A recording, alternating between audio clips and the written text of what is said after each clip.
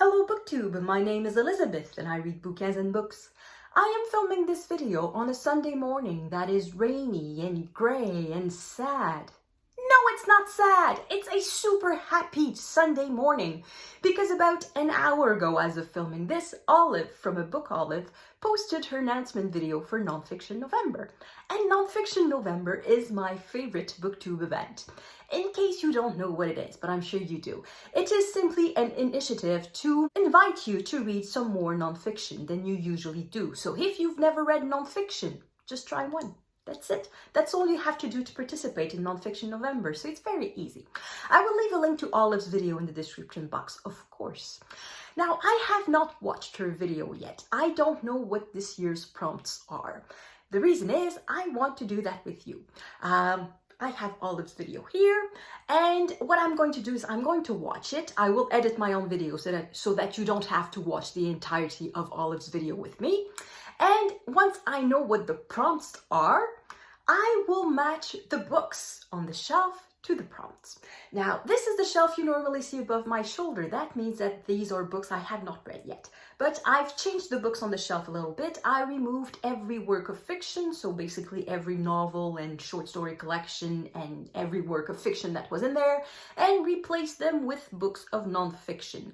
And books of nonfiction that I think I'm likely to read in November. So that will become my pile of possibilities.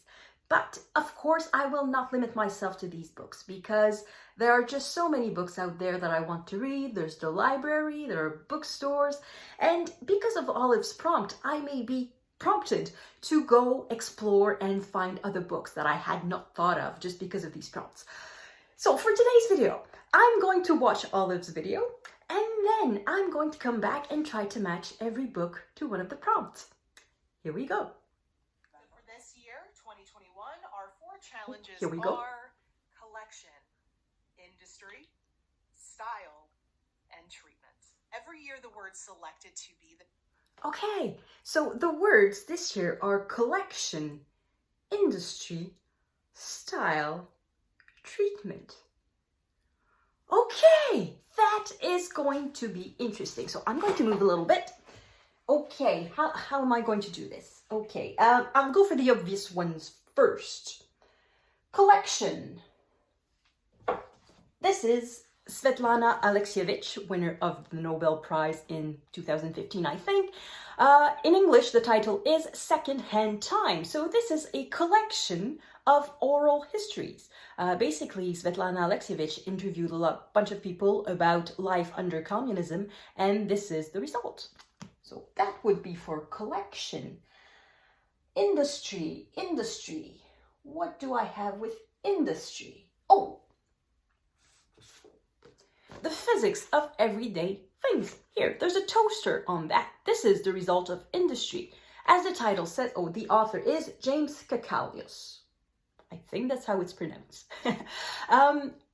It's about science. It's about how everyday objects, so the product of industry, work. That is for industry. Style. Oh, I have nothing about fashion in there. Do I have anything about style? Oh, that's going to be harder than I thought. Treatment.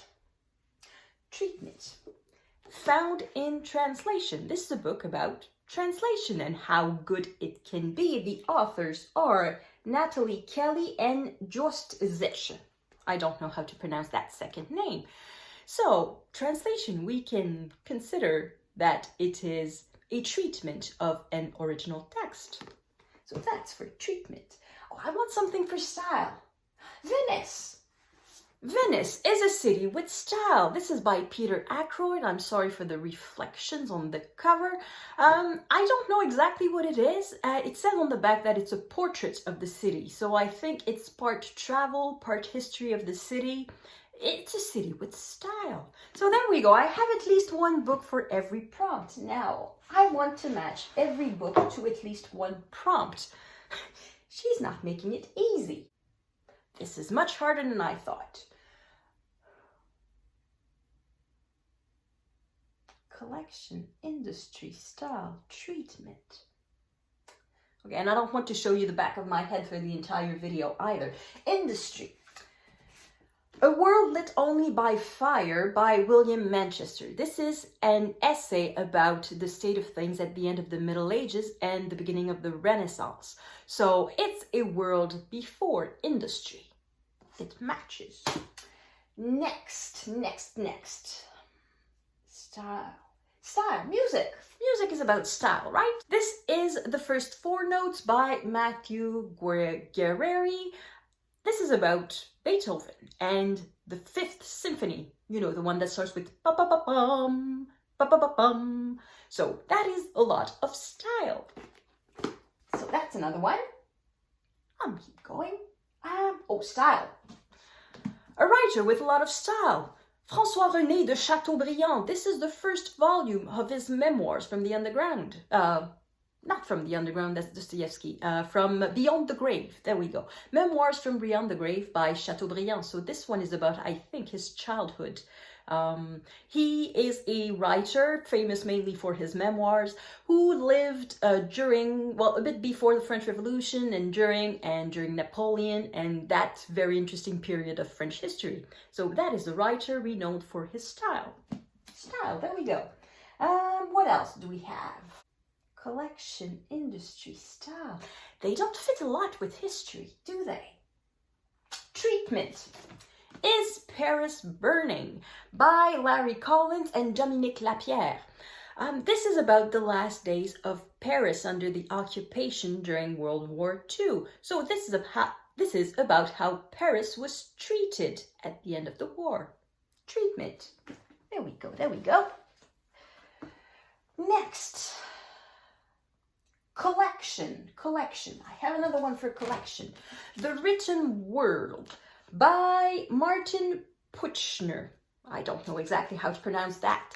In this book, the author talks about how various stories shaped our world. So he talks about, I think, Alexander's Pillow Book, so I don't know exactly what it is, Gilgamesh, the Holy Scriptures, Socrates, 1001 Nights, and a whole bunch of very famous books and how they shaped the world. Oh, and for anybody new to this channel, I keep the price tags on my books because I think it's important information for my future self. Okay, so that's for collection. What else? Style, treatment, industry. Well, style, another book about music here. A Sound Mind, How I Fell in Love with Classical Music and Decided to Rewrite Its Entire History by Paul Morley. So this is a history of classical music. It's about style, isn't it? Of course it is. Treatment.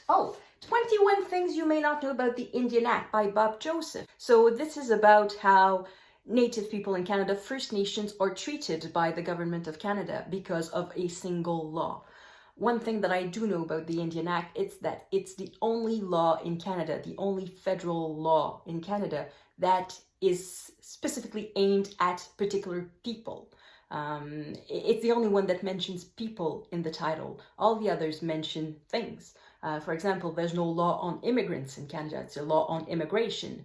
There are no laws about criminals. It's the criminal code. So it's the only one that mentions people that is specifically designed for people. So it's for a particular type of people, I should say. So that is treatment. Industry. Okay, The Last Days of the Incas by Kim MacQuarrie. This is about the last days of the Incas, and that was pre-industry. Counts for industry because before and after industry, right? Right. I'm stretching it, but I'm having fun. Style. The person on that cover has style. Tristes Tropiques by Claude Levi-Strauss. This is a classic book of ethnography, of anthropology. So the author is a famous anthropologist or ethnograph. I don't know exactly what his title is.